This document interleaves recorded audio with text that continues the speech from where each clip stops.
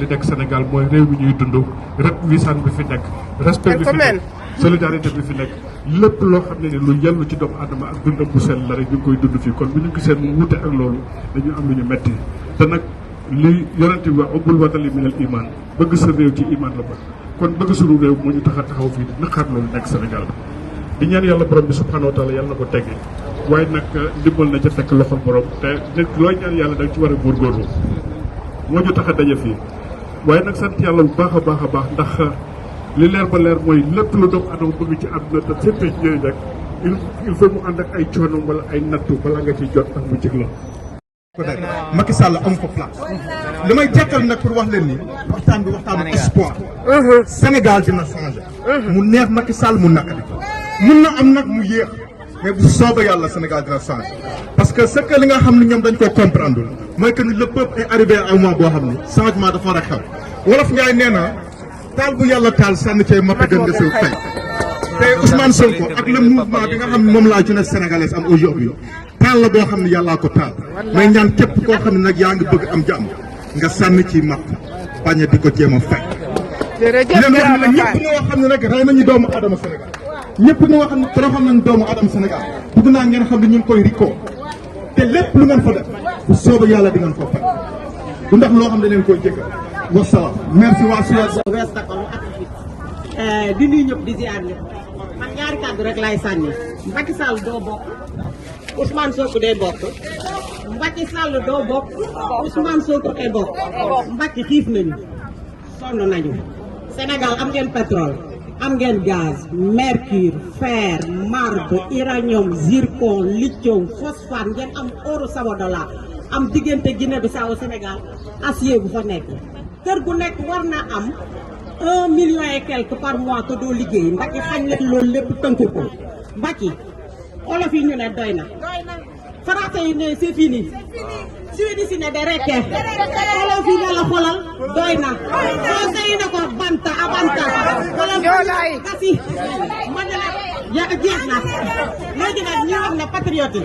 yi képp kuy patriote Ousmane Sonko estapol nga gëm Ousmane Sonko di xeexal sa réew waxuñu sax sénégalais yi dañuy wax Afrique parce que dafa am foo xam ne dañ ko sonn 400 ans njaayi jaabi doy na dañu war a moomaat suñu bopp suñuy richesse dañ ko soxla mbakk yi dañu war a dellu Sénégal te dañu war a taxaw suñu réew ku sonnul si Sudan bi ñii am nañu stroke ñii ndigg yi càng nañu ñii bejjaaw nañ te heure bi jotul dañoo war a ñibbi te ñibbi jot na bu ñu gëmee loolu nag ñun képp kuy patriote da nga xeexal Ousmane Sonko te bu ci gis sa bopp ndax boo ci gisee sa bopp doo xeex li nga war a xeex di ñaan patriote yi doole bi ñu am bariwuñu nag Stockholm mais macha allah liggéey bi am na solo sama ñaari siste yi dañuy liggéey lu am solo ci suuf maam ñoom nag may yuuxu ci kaw ñoom ñooy yuuxu ci suuf macha allah ca kaw ca kanam parce que képp kuy patriote gambien sénégalais am nañ fi nag ay patriote gambien macha allah xam naa tey tàngaay bi lay jàpp moo tax ñëwul parce que fu nekk nit ak may woowee pour ñëw kontaan nañ di ziar di bigal sama grand bi tey lañ gisee dara yàgg nañ wax affaire patriotisme comme tam tam solo la dañuy waxtaan ci patriotisme bés bu ne bis bu ne macha allah grand di la bigal macha allah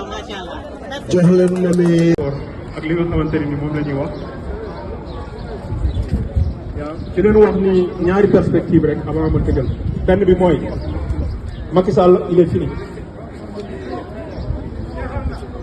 Macky Sall is over. We are done with Macky Sall. The question is who is the next and what's going to happen now. And here we have to be strategically thinking about the options that we have on the table. What are those options? Macky Sall is over, we know that. Macky Sall jeexal na. Mais lan moo ko dese li ko dese mooy prolonger son mandat de 2 ans. loolu moo nekk benn pexe bu mu am. Est-ce que dinañ ko nangu? Est-ce que dinañ ko nangu? Voilà leneen lu ko dese. kenn du ko nangu de kenn du ko nangu bu soobee la suñu borom. ndam rek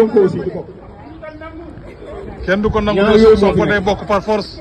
moo tax gis ngeen bu ñu kenn divertir. Macky Sall is behind us. It's over. What we're about to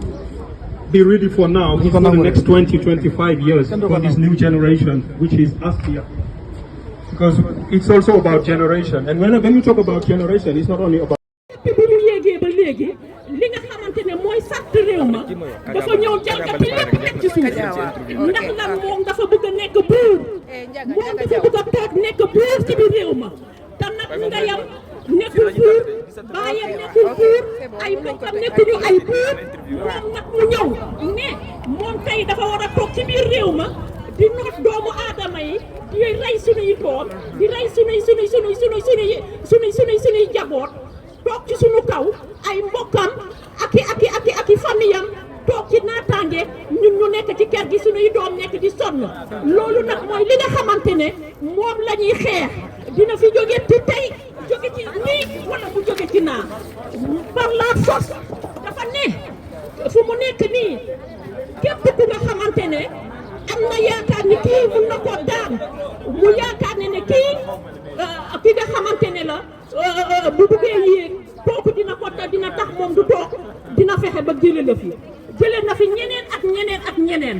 léegi nag Sonko mi nga xamante ne moom la teg bët yaakaar ne tey jii bu Sonko yéegee rek moom affaire am dootul baax looloo tax nag mayatu ko jàmm mayatu ko salaam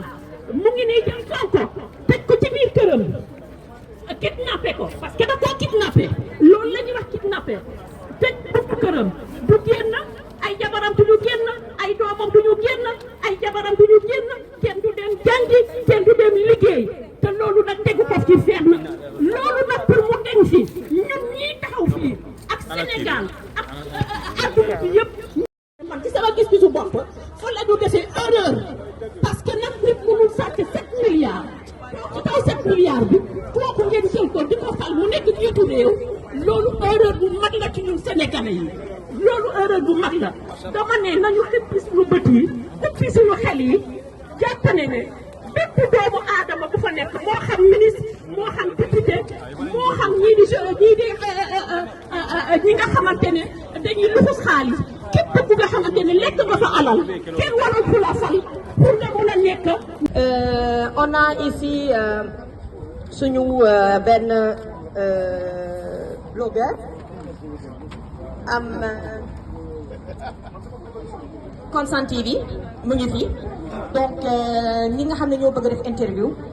venez comme ça ngeen def interview bi ñi si des su fekkente ne dafa am li ngeen xam ne moo leen tënk ndax xam ne ne jot moom amul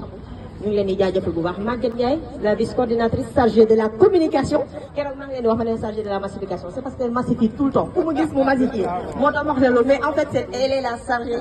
de la communication Maguette Ndiaye notre vice-coordinatrice Maguette ñu jox la kàddu gi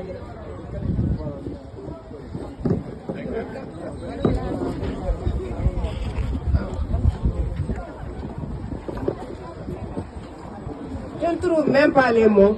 parce que dama kontaan nga woote ñu wuy si la rek dafa neex ak sant Mara yi nga xam